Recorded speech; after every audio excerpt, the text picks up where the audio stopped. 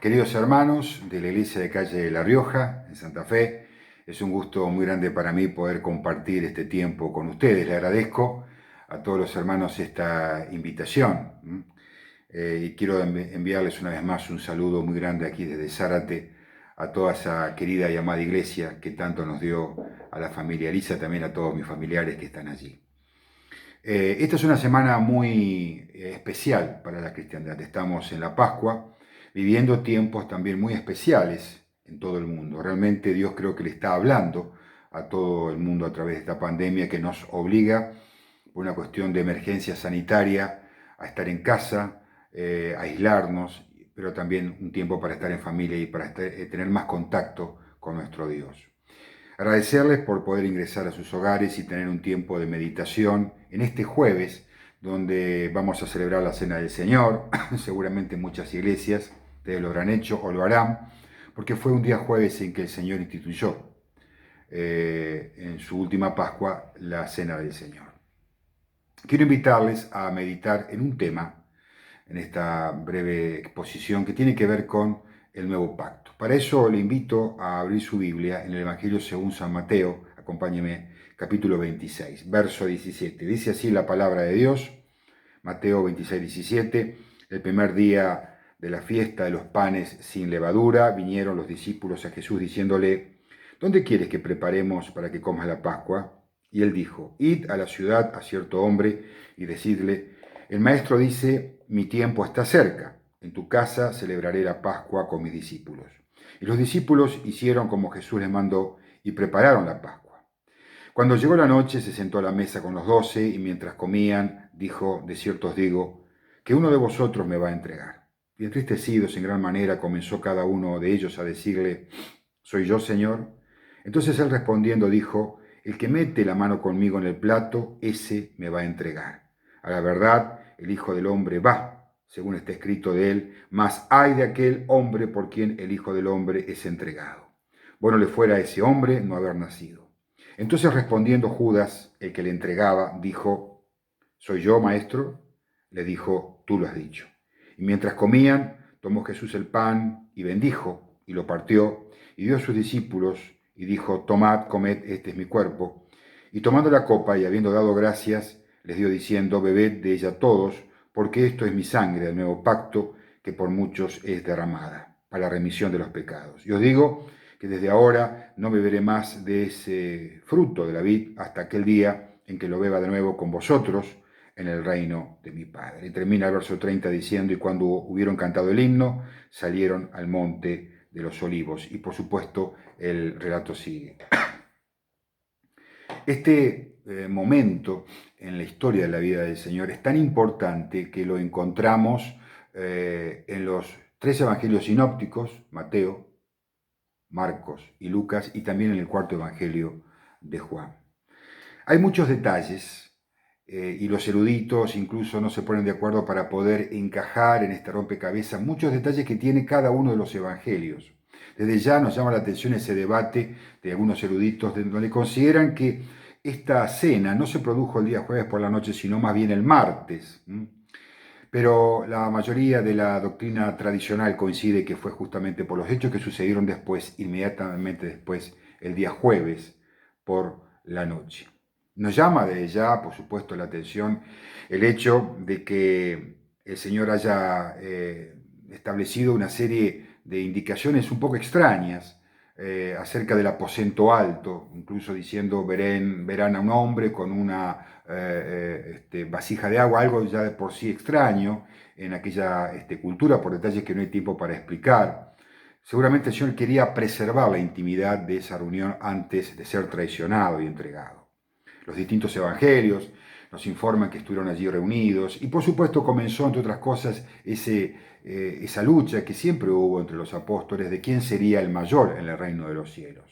Seguramente, como nos dice Juan, allí el Señor les enseña acerca de la humildad con ese lavamiento de los pies, donde el propio Pedro primero se niega y después accede finalmente a esto.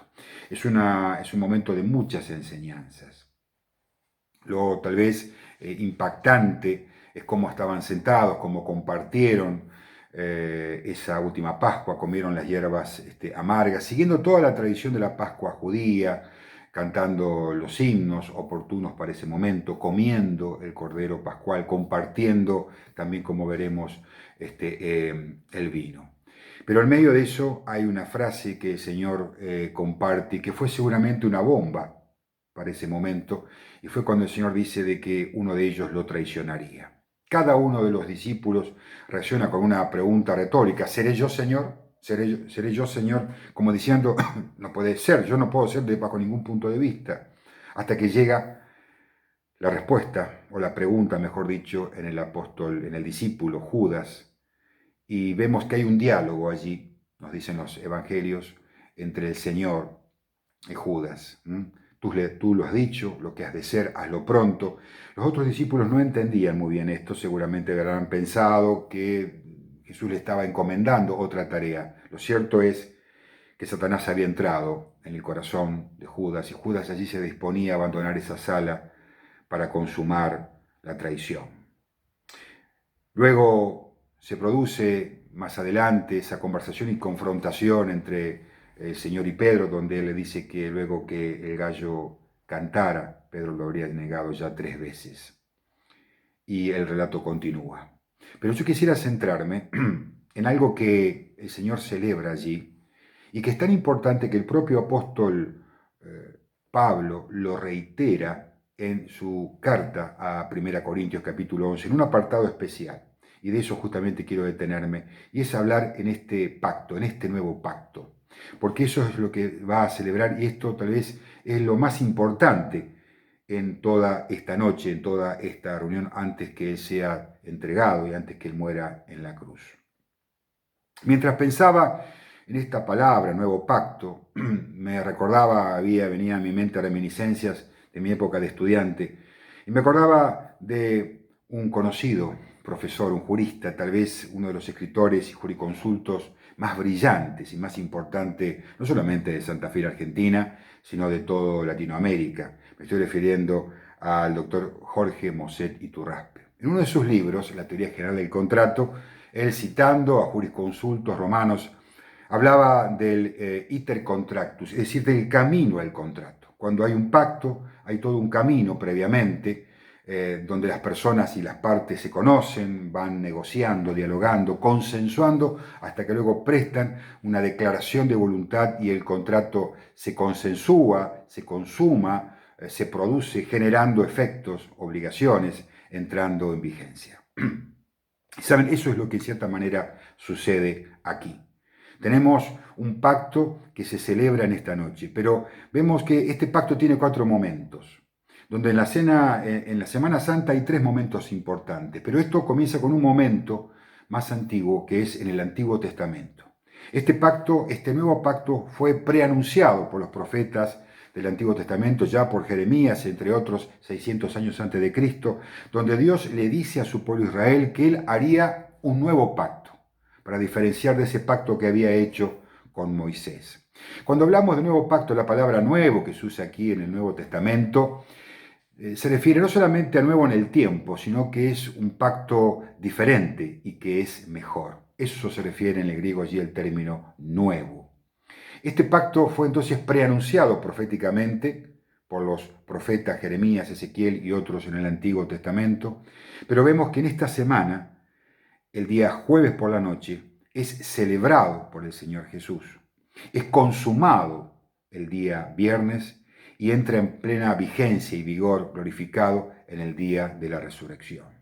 En esta semana tenemos 3 momentos: la celebración, la consumación y la glorificación de este pacto con su entrada en vigencia. El día jueves el Señor celebra un contrato con la humanidad, pero no es un pacto común y corriente. Cuando pensamos en este camino contractual, muchas veces imaginamos un contrato donde hay varias partes, donde discuten, donde debatan, donde prestan su consentimiento. Pensamos siempre en un contrato bilateral, donde ambas partes prestan su consentimiento y allí se origina el contrato. Sin embargo, cuando vamos al idioma original, al griego de este relato y de los textos del Nuevo Testamento, nos encontramos que no se trata de un pacto bilateral, sino de un pacto unilateral.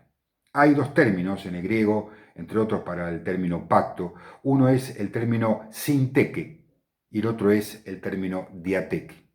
No se usa aquí el término sinteke, es una palabra, es una preposición, que significa juntos, de allí la palabra sinóptico, sin, juntos, óptico, visión. Visión conjunta, así se le llama a los evangelios de Mateo, Marcos y Lucas, los evangelios sinópticos, tiene una visión conjunta. Un contrato sinteke es un contrato donde hay un grupo de voluntades que prestan su voluntad, su consentimiento para consensuar el contrato. Aquí la palabra no es sinteke en el griego, sino que es la palabra diateke. Es otra preposición, dia, que significa a través de o mediante. Y es que este contrato se celebra mediante la sangre de Jesucristo. Imagine usted un contrato unilateral, un contrato, por ejemplo, bancario, donde el banco, cuando le va a prestar el dinero, lo que hace es presentar las condiciones de un crédito. Por ejemplo, le ofrece dinero, el monto que el banco determina en las condiciones que el banco ofrece. Usted no discute, usted no consensúa, simplemente presta su voluntad, se adhiere a ese contrato, no lo discute. Lo mismo pasa aquí. El nuevo pacto es un contrato que fue anunciado antiguamente por los profetas por Dios. Es Él el que lo propone, es Él el que lo ha preanunciado. Y es ahora en la persona de su Hijo, el Dios hecho hombre, el que lo instituye, el que lo celebra en esta cena. Y es justamente diateque porque es mediante la persona del Hijo, mediante la sangre de Jesucristo. Porque estamos hablando de un pacto de sangre, estamos hablando de un pacto de salvación. Y dice la Biblia que si no hay derramamiento de sangre, no hay remisión de pecado, lo hemos leído. En la antigüedad, eso se realizaba mediante el derramamiento de un animal inocente, de toros y machos cabríos, de una ovejita. Porque en la sangre está la vida, dice Levítico. Pero ahora, el libro de los Hebreos y el Nuevo Testamento nos habla de una sangre mucho mejor que la de aquellos becerros y machos cabríos, que es nada más y nada menos que la sangre del Señor Jesucristo. Fíjense que Pablo, allí en 1 Corintios, recuerda este momento tan importante y dice que, parafraseándolo, que dice, yo quiero compartir lo que recibí del Señor. Que el Señor Jesús, antes de ser entregado en aquella noche, tomó el pan, lo partió, dio gracias, de allí la palabra Eucaristía, y lo dio a sus discípulos diciendo, tomad y comed todos de él, porque este es mi cuerpo, que por vosotros es partido. Luego dice que después de haber cenado, tomó la copa y dijo, esta es la copa del nuevo pacto, en mi sangre.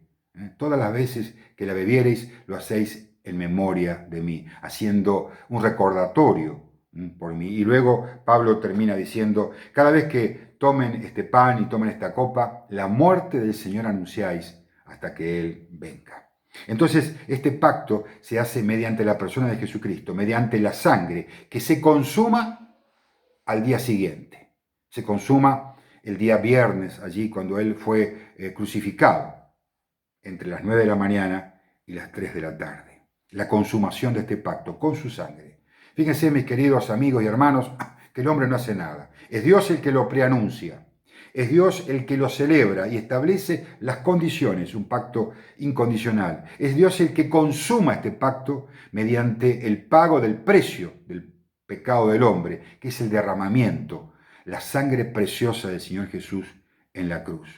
Pero estamos en presencia de un contrato, no con un muerto, sino con alguien que ha resucitado. Por eso que este contrato, podríamos decir, hablando figuradamente, esto es una metáfora, entiéndase, estamos hablando de un contrato que entra en vigencia, en pleno vigor, el día domingo, el primer día de la semana donde el Señor resucita. No hacemos un pacto con un muerto, no creemos en un muerto, en alguien que está en la tumba, sino en alguien que ha resucitado. Una demostración justamente que Jesucristo es el Dios hecho hombre, es el Dios verdadero, que murió, pero que también resucitó. Y por tanto este contrato tiene pleno vigor y efecto y nos ofrece a cada uno de nosotros esta salvación. Dice la Biblia que de tal manera amó Dios al mundo que envió a su Hijo unigénito para que todo aquel que en él cree no se pierda, mas tenga vida eterna. Mis queridos hermanos, los invito entonces a pensar en esta semana, en estos tres momentos importantes, en esta noche, que es la celebración de este pacto,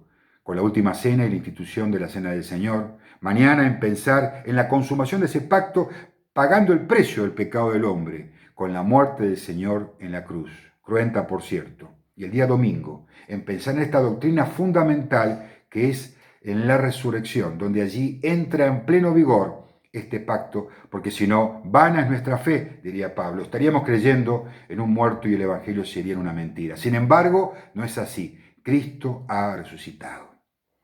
Pero querido amigo, por último quiero hablarle a usted. Si usted aún nunca ha depositado su fe en Jesucristo, yo lo animo y lo invito en primer lugar a que piense en su eternidad. La vida no termina aquí. No se arriesgue a esperar qué va a pasar después de la muerte. La Biblia dice que está establecido que los hombres mueran una sola vez. Y después de esto, el juicio. Mi querido amigo, amiga, lo invito y lo animo a que piense en el significado de esta semana, de esta Pascua, de esta fiesta que ha cambiado la historia del hombre.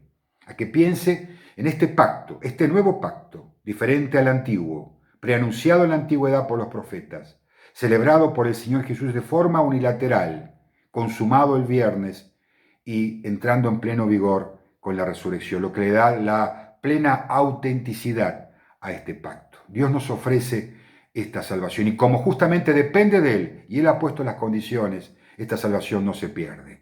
No depende del hombre, sino que todo depende de Dios. Él es nuestra plena garantía, un banco claramente que no falla, es una plena garantía. Somos salvos por gracia, por medio de la fe. Por eso, mi querido amigo, lo animo a que en esta noche usted conozca las condiciones de este pacto, que es el arrepentimiento de sus pecados. Pídale perdón a Cristo por sus pecados y confíe en este pacto, en la obra que Jesucristo hizo en la cruz. Mis queridos hermanos de Calle Rioja 3029, Dios les bendiga. Gracias por compartir este tiempo con ustedes. La paz sea con todos ustedes. Shalom. Que tengan una bendecida noche y un fin de semana, una Semana Santa en familia, en paz con nuestro Dios. Que el Señor les bendiga.